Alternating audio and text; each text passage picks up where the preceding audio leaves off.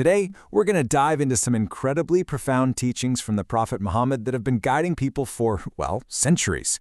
We're going to break down this timeless wisdom, all recorded in the Hadith, and turn it into a super practical guide for a better, more meaningful life. So, you ready? Let's get into it. It's a pretty interesting question, right? I mean, we're always looking for the newest life hacks, the latest modern solutions, but what if some of the most powerful advice you could ever get is actually over 1,000 years old? That's what we're here to find out. You're going to see how these aren't just ancient sayings, but really powerful, actionable advice for the challenges we face every single day. So we're going to start with how we deal with the world and the people in it. This first set of teachings is all about reframing our everyday actions and showing us that kindness isn't just, a nice thing to have. It's a genuine superpower. Now this is just beautiful in its simplicity. We tend to think of charity as, giving money, something that requires you to have resources. But this teaching just blows that idea wide open. A smile costs absolutely nothing. And yet we know scientifically it can release endorphins in both you and the person you're smiling at. It can lift a spirit, create an instant connection. It's an act of giving that is available to every single one of us at any moment. And building right on that, this shows the immense power we have in our speech. Just like a smile, a good word, a compliment, some encouragement, or just some gentle advice can literally build someone up from the inside out.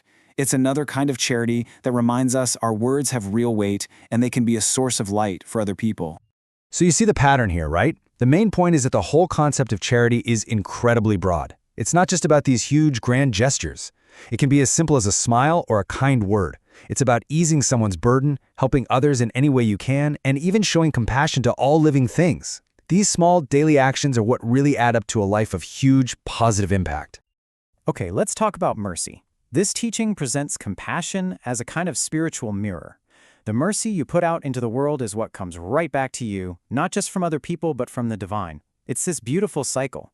When you have a soft heart, you help heal the world, and in doing that, you're healed yourself.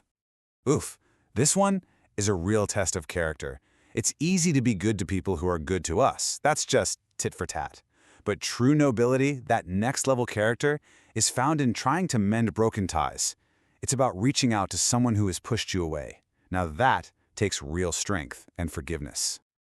All right, so let's turn that lens inward. Making a positive impact on the world really starts with mastering our own inner state.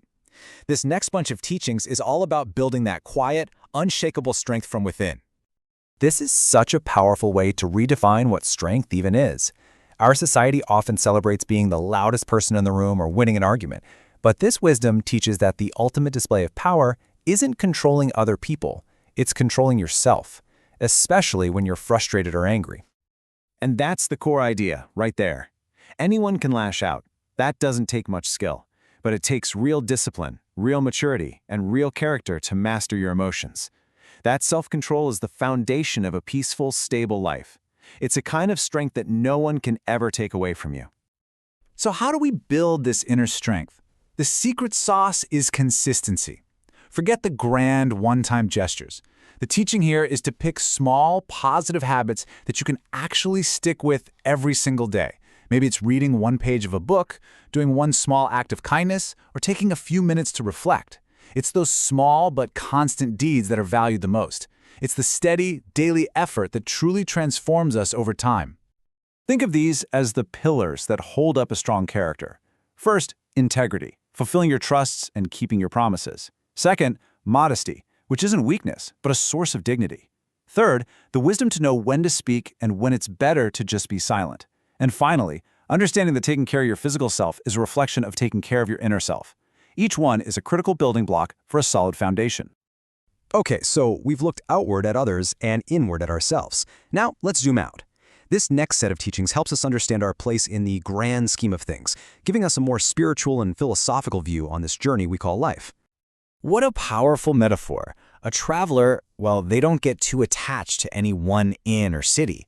They take what they need, they enjoy the journey, but they always remember their final destination.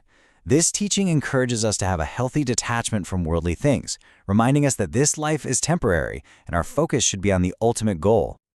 This is such a beautiful way to think about friendship and community. We're supposed to be mirrors for each other. A good mirror, what does it do? It gives you an honest reflection. It gently shows you a flaw so you can fix it, But it also protects you and reflects back your best qualities, reminding you of the amazing person you are and can be. This teaching is all about trust and sacrifice. It's asking us to let go of things that are bad for us, a bad habit, a toxic friendship, a dishonest way of making money, for a higher purpose. And the promise here is that this sacrifice is never for nothing. You are always, always given something so much better in return. In the face of life's biggest battles, where do we find our strength? This teaching points straight to prayer, or dua. And it's described not just as a ritual, but as a weapon, a powerful tool that connects you directly with the Creator. It's a source of hope, healing, and strength that can open doors you were sure were sealed shut. And that brings us to our final section. When all is said and done, what is the ultimate measure of a life well lived? These last teachings focus on that final accounting, on what truly holds weight when it matters most. This is a very sobering and powerful warning. The lesson here is that justice is a huge deal, and every single act of injustice, no matter how small you think it is, carries a heavy spiritual consequence. Cheating someone, talking badly about them, any kind of oppression, these things create a darkness that follows you. So, what is the single most valuable investment you can possibly make in your entire life? It's not wealth. It's not status. It's not even a long list of rituals. On that final scale, the heaviest thing, the thing that matters more than almost anything else, is good character. Your kindness, your honesty, your patience, your humility. That is your ultimate legacy. Wow, we've covered a lot, from something as simple as a smile to the ultimate weight of our character. So the question I want to leave you with is a personal one. Looking at all this incredible wisdom, which single teaching just clicked with you? Which one can you take and put into practice starting right now, today?